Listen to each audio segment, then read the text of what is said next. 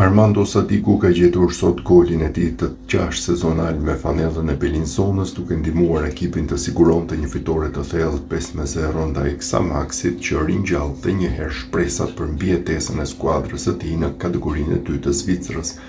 Ai e nisi ndeshjen nga stoli për t'u aktivizuar në minutën e 72 të saj,